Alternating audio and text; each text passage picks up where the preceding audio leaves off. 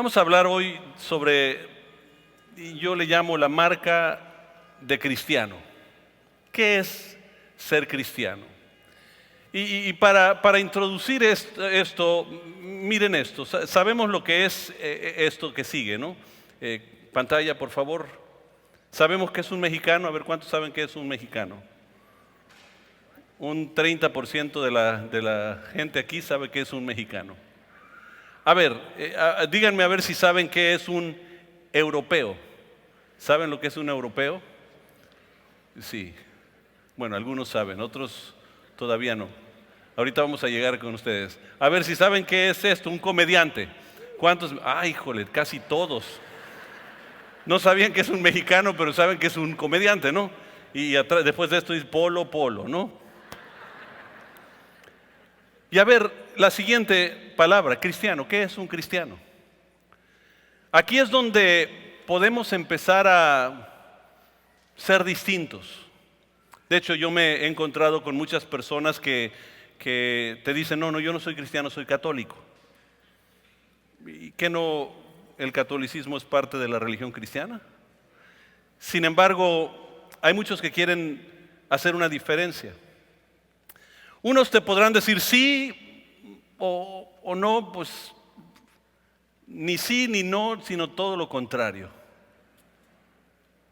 A lo mejor estás diciendo, tú tomas la postura que dice, depende qué creas tú que es cristiano. Entonces, si alguien te pregunta, ¿eres cristiano? Tú dices, bueno, primero dime de qué estamos hablando. Y después te digo si yo soy cristiano. Hay otros que dicen, no, es que yo soy cristiano, pero no como esos. Y apuntan el dedo para decir, no son de esos los cristianos. A lo mejor estás diciendo, bueno, soy cristiano, pero no de los fanáticos. O sea, yo no me voy a poner bombas en el cuerpo y ir a explotar a todos con propaganda. A lo mejor no me voy a parar en la esquina a gritarle a la gente pecadores impedernidos, ¿no? O a lo mejor tú eres de las personas que dice, odio a los cristianos. No sé. Pero la palabra cristiano en la Biblia solo aparece 3 veces. Una en los pasajes que vamos a leer a continuación, pero otras ocasiones. En una ocasión el rey Agripa Pablo está ante el rey Agripa y el rey Agripa le dice, oye, por poquito me convences a convertirme en esos cristianos como ustedes. Y el cristianismo realmente era una palabra, decir cristiano en aquel tiempo era una forma despectiva que la gente, el pueblo, lo popular, trataban de referirse a aquellos que seguían a Jesús. La tercera ocasión es Pedro hablando de eso, y si te persiguen porque eres cristiano, entonces habla de la bendición que es de ser perseguido por eso, o sea, era forma popular. De hecho, en la Biblia, los cristianos realmente los conocían como el camino, aquellos del camino, el camino que Jesús había establecido. Y de hecho, cristiano es un término que empezó en forma despectiva, especialmente durante la época donde un día Nerón, el emperador romano, se levanta y tiene una gran iluminación espiritual en el momento, y cuando se levanta ve por su ventana en el palacio y mira Roma y dice, ¿cómo se miraría Roma en llamas? Y mandó a incendiar todo Roma.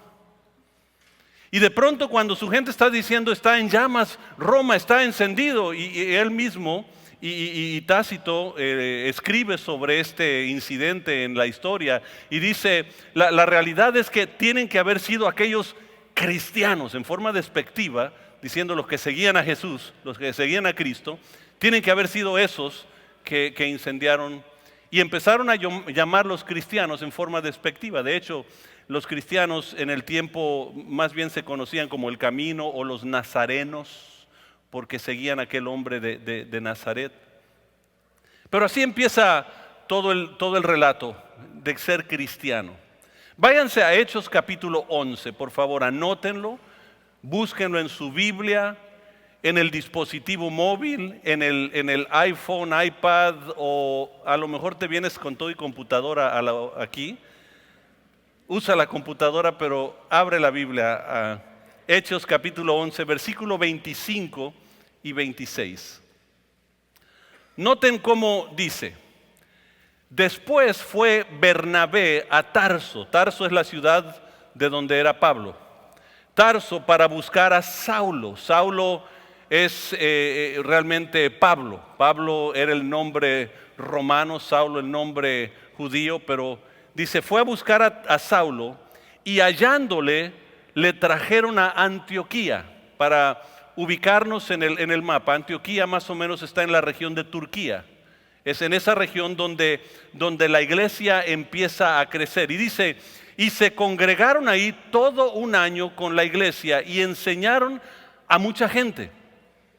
Y a los discípulos se les llamó cristianos por primera vez en Antioquía. ¿A quién se les llamó cristianos? Discípulos, a los discípulos. Entonces la palabra aquí importante que tenemos que anotar, anótalo por favor, es discípulo. Discípulo. Tendríamos que todavía abundar un poquito más. ¿Qué es un discípulo? Un discípulo podemos decir que es un aprendiz, un seguidor, un pupilo, uno unido a, todo esto está en el diccionario, el que aprende de. Es una persona que está dispuesta a sentarse y escuchar a su maestro hablar, y de eso toma como ejemplo y empieza a desarrollarlo y a hacerlo. Ese es un discípulo. De hecho, podemos encontrar la palabra discípulo referido a los cristianos en muchos lugares en la Biblia. Anoten por favor Hechos capítulo 6, el versículo 7. Hechos 6, 7, que dice así: y crecía la palabra del Señor, y el número de los que se multiplicaba grandemente en Jerusalén. También muchos de los sacerdotes obedecían a la fe. Entonces lo que está creciendo aquí no está diciendo los cristianos, está diciendo los discípulos. Váyanse a Hechos capítulo 9 ahora, Hechos capítulo 9, versículo 26. Dice, cuando llegó a Jerusalén, trataba de juntarse con los, ¿quién? Discípulos, pero todos le tenían miedo. Estamos hablando de Pablo. Cuando Pablo recibe a Cristo, su vida es transformada, y ahora cuando saben que por ahí está Pablo, Saulo, pues no estaban seguros si estaba verdaderamente convertido o no. Y tenían miedo a acercarse a él, pero trataban de juntarse con los discípulos, pero todos le tenían miedo, no creyendo que fuese un, ¿qué? Fíjense, otra vez, no usa la palabra cristiano, usa la palabra discípulo.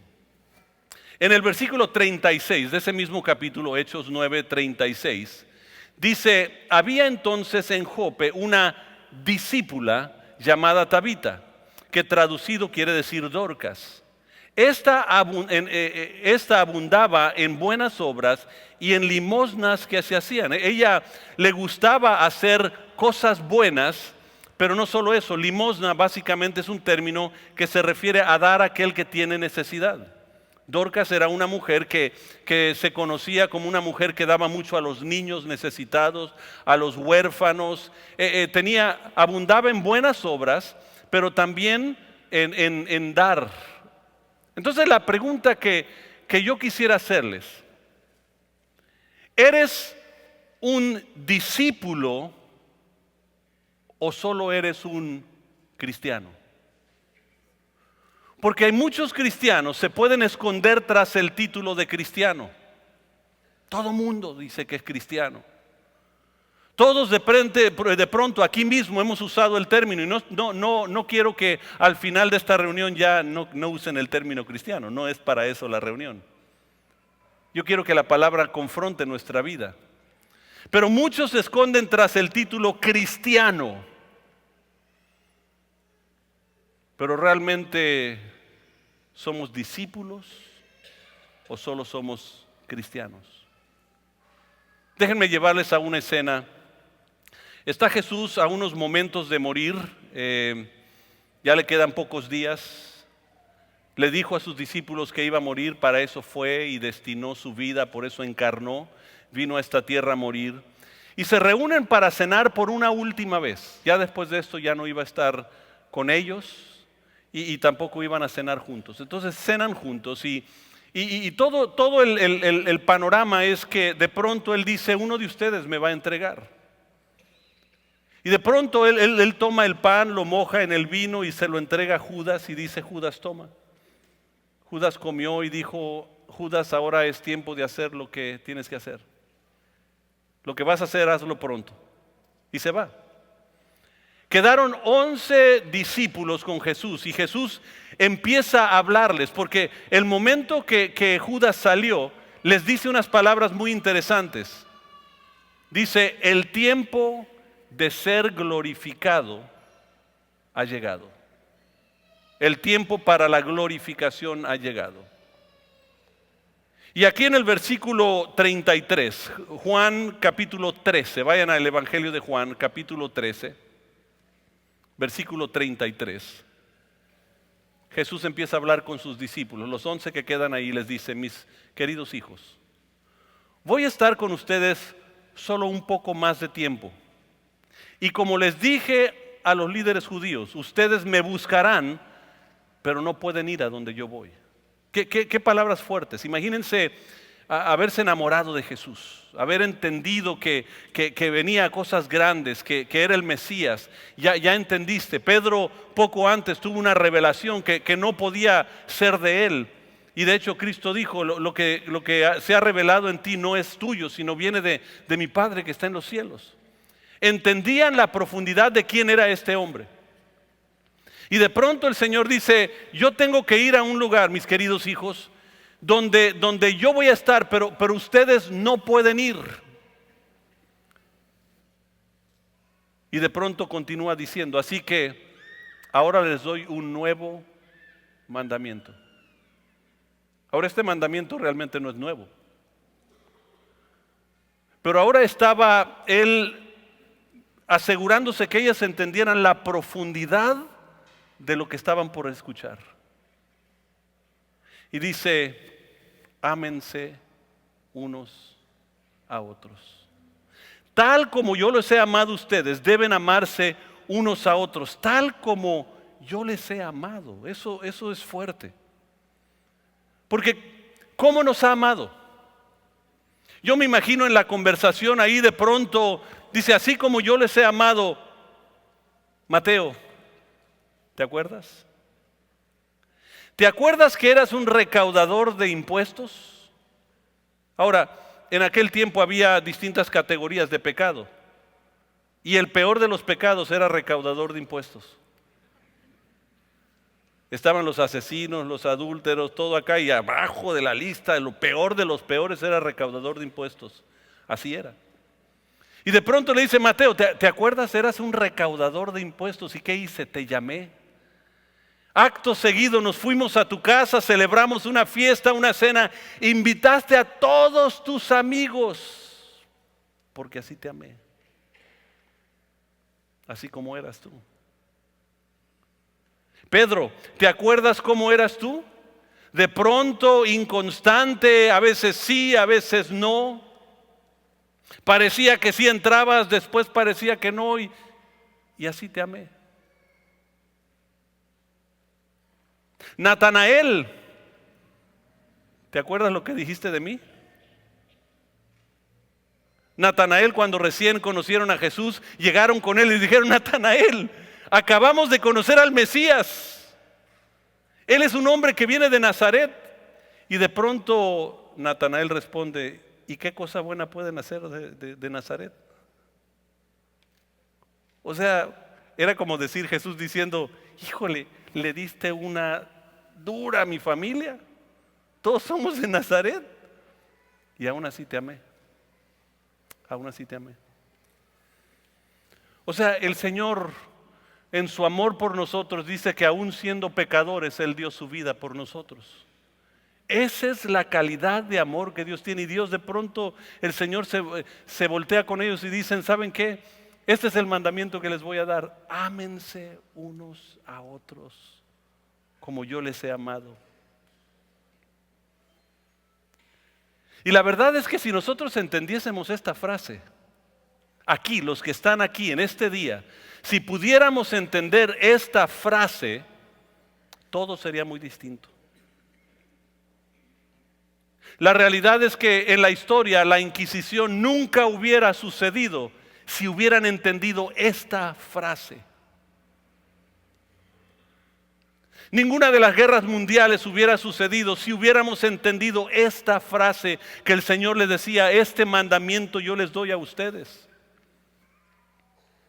No habría divisiones en las iglesias, no habría problema, no quién es el mejor, quién trae más, quién tiene más unción. Nada de eso existiría en nosotros si nosotros entenderíamos la frase de Jesús aquí, donde dijo, ámense unos a otros. Dejaríamos de chismear. Yo sé que ustedes no chismean, por eso hablo con confianza. Las otras 2 reuniones sucede eso. Hay personas aquí que les fascina el chisme. Yo sé que hay gente que ha hablado de mí. Les encanta tacos al pastor. Tacos de lengua.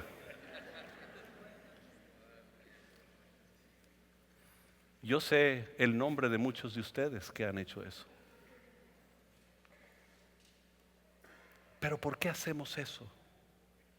Porque nunca entendimos lo que Jesús estaba diciendo. Porque si nos entendiésemos la profundidad de lo que el Señor les estaba diciendo, oye, ya no voy a estar con ustedes. Voy a un lugar donde ustedes no pueden ir. Y de pronto les dice, este es el mandamiento que les doy. Ámense. Juan capítulo 13, versículo 35, sigue diciendo, el amor que tengan unos por otros será la prueba ante el mundo de que son, ¿qué? Mis discípulos. No que son cristianos. Hay muchos cristianos. Hay cristianos pentecostales, cristianos conservadores, cristianos católicos, cristianos metodistas, cristianos bautistas, cristianos carismáticos, hay todo tipo de cristiano, pero dice, el amor que tengan unos por otros será la prueba ante el mundo que ustedes son mis discípulos. De pronto lo pone en otra dinámica. Y el Señor está diciendo, esta es la dinámica que yo quiero para ustedes. Esta es la práctica que yo necesito que ustedes tengan. Quiere decir que o puedes ser cristiano o puedes ser discípulo. Y la pregunta es, ¿cuál eres tú?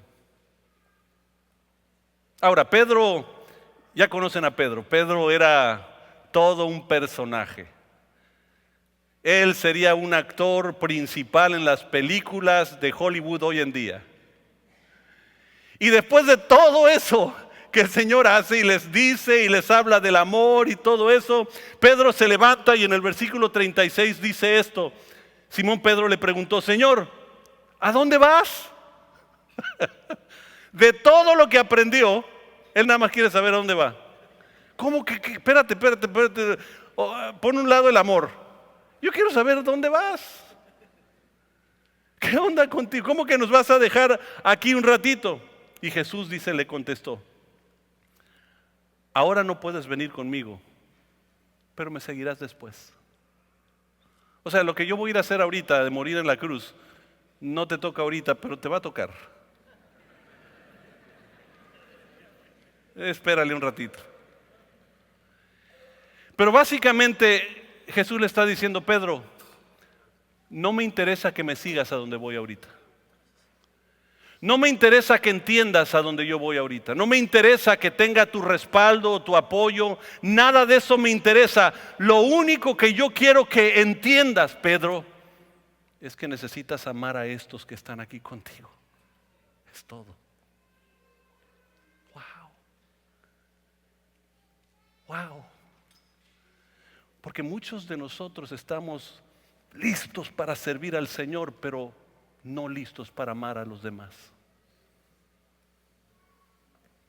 Este es un mensaje que en todos estos días estuvo revolucionando mi vida, mi corazón, me estuvo confrontando. Estuve varios días en silencio. Me preguntaba a mi esposa qué está pasando, mi familia estaba, dice, ¿qué algo te está pasando? Si algo estaba pasando. Porque yo estaba comparando mi vida y yo decía, Señor, muchas veces me he escondido tras el título cristiano, pero pocas veces he sido discípulo. Y Pedro igual, Señor, yo muero por ti, yo voy adelante, yo hago lo que sea. El Señor diciendo, Pedro, a ratito va a llegar una chica de 14 años y le vas a tener miedo y vas a negarme. Vas a negarme por cualquier cosa.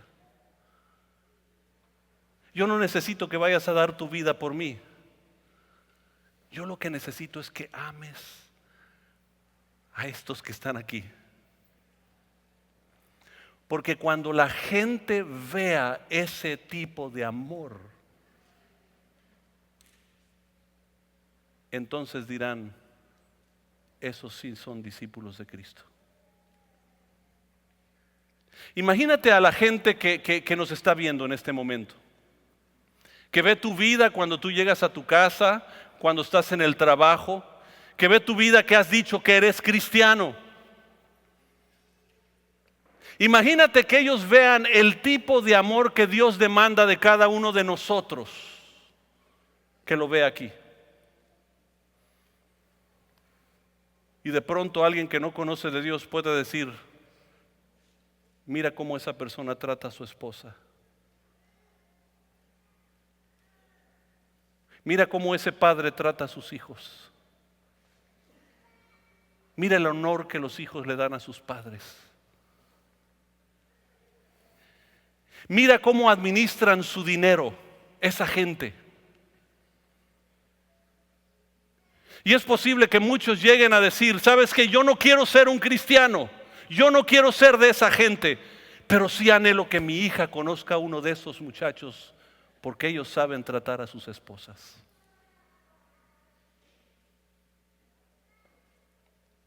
Ustedes saben que Dios ha dado el privilegio de estar entre gobernantes en los últimos años. Y vez tras vez he escuchado de gobernadores o de diputados que dicen, ustedes los cristianos ni saben ponerse de acuerdo. Qué triste. Que el concepto que tienen de nosotros es que nosotros andamos peleados unos a otros. Uno se enoja, divide la iglesia, otro allá y otro que yo soy el mejor, que yo tengo más unción y todo eso. Y las comparaciones, el enemigo burlándose de nosotros y el Señor diciendo, yo todo lo que quiero es que se amen. Que puedas ver a la persona que está a tu lado y entender en qué lugar Dios lo ha puesto. ¿Cuál es el gran mandamiento? Amarás al Señor tu Dios con todo tu corazón, con toda tu alma, con toda tu fuerza, con toda tu mente y a tu prójimo como a ti mismo. Dice Primera de Juan capítulo 1, versículo 4, versículo 10. En esto consiste el amor verdadero. No en que nosotros hayamos amado a Dios, sino en que Él nos amó a nosotros y envió a su Hijo como sacrificio para quitar nuestros pecados. Y sigue diciendo, ámense unos a otros. Porque el amor es de Dios y todo aquel que ama es nacido de Dios y conoce a Dios, porque Dios es amor.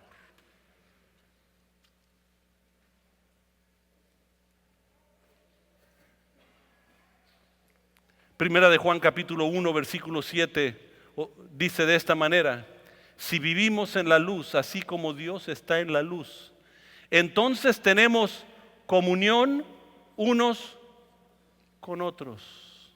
Noten qué pasa. Y la sangre de Jesús, su Hijo, nos limpia de todo pecado. Wow. ¿Cómo viene ese momento? De pronto hay tres, cada vez que menciona discípulo, lo menciona de distinta manera. Miren lo que dice Juan 8:31. Juan, el Evangelio de San Juan, capítulo 8, versículo 31.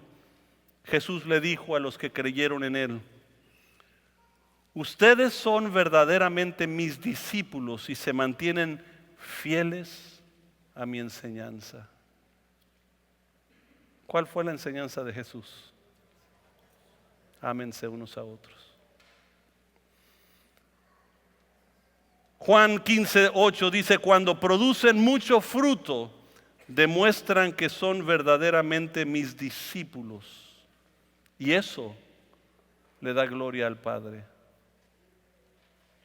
¿Qué es el fruto que Dios anhela de nosotros? Anhela que nosotros podamos amarnos.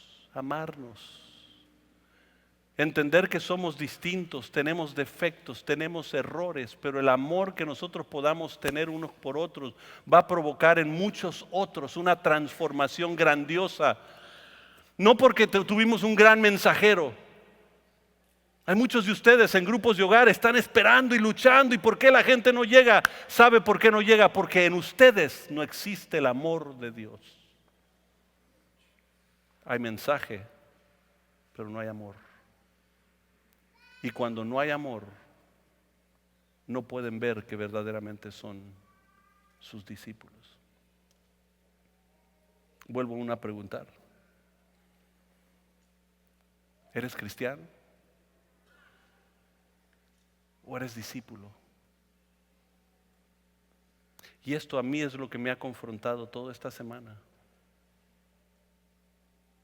Yo quiero hacer un reto de una semana. El reto es esto: amarnos. Una semana. Una semana donde tú no hables negativo de alguien, sino ames y ores. Que tú puedas dejar de quejarte y ames y ores. Una semana. Estoy seguro que en esa semana tu vida será transformada. Solo porque estamos haciendo lo que Jesús dijo.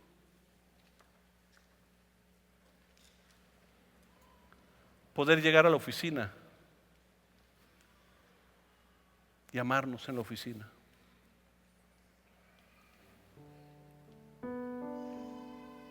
Poder compartir unos con otros cuando vamos, cuando salimos, y poder amarnos.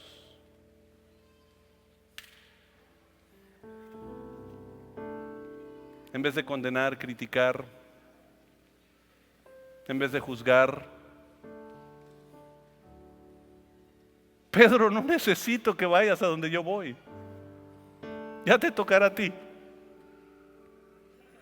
Todo lo que quiero que hagas es que ames a Juan, a Natanael, a Santiago.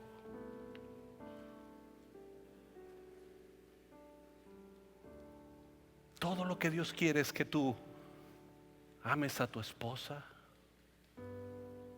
a tu esposo, a tus hijos. Una semana de amarnos. Y vas a empezar a experimentar algo que Cristo dijo: yo he venido a dar vida y vida en abundancia. Eso es transformador. Eso es transformador, porque muchos empezarán a ver el amor que hay entre nosotros y van a decir que eso es lo que necesitamos. Amados, hay tanto odio, tanta división, están todos divididos, están todos las naciones internas están divididas. Las escuelas están divididas, los partidos están divididos, la gente está dividida. Vas a un negocio y se están peleando los empleados, están divididos. Y el Señor parándose con nosotros y diciendo, un mandamiento nuevo te doy. Ámense. Ámense. Hijos, lo que no le has dado a tus padres, este es el momento para reflejar la gloria de Dios. Ámalos. Los padres cometen errores también. Son pocos como yo que no cometen errores, pero ¿por qué se ríen?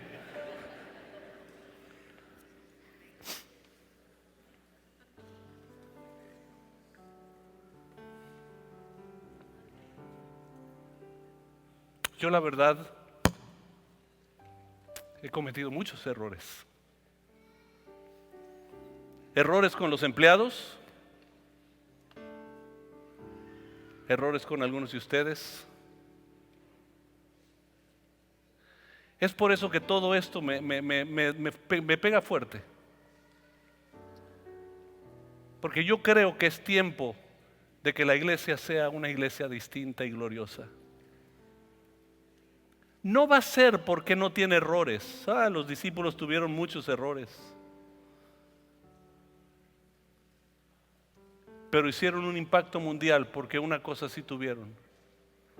Aprendieron a amarse unos a otros. Una semana de amarnos. Amar en la casa, amar en los grupos de hogar, amarse en el trabajo. Y lo glorioso que va a suceder después está allá fuera de nuestro alcance, porque será el mover de la gloria de Dios en nuestra ciudad. Señor Jesús, gracias por tu palabra.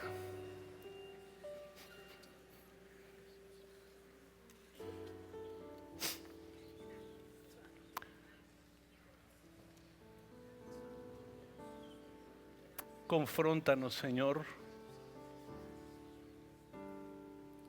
Nos hemos escondido tras el término cristiano tanto tiempo, Señor.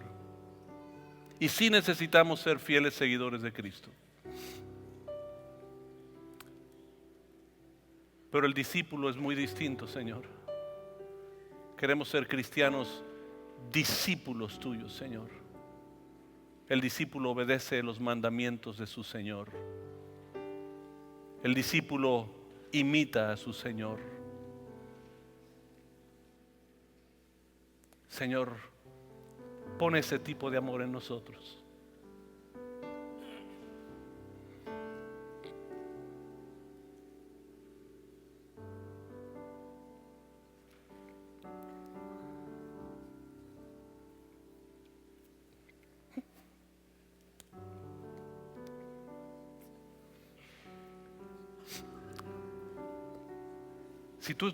Si tú estás aquí y nunca habías recibido a Cristo como tu Señor y Salvador, todo lo que hay que hacer es creer y confesarlo.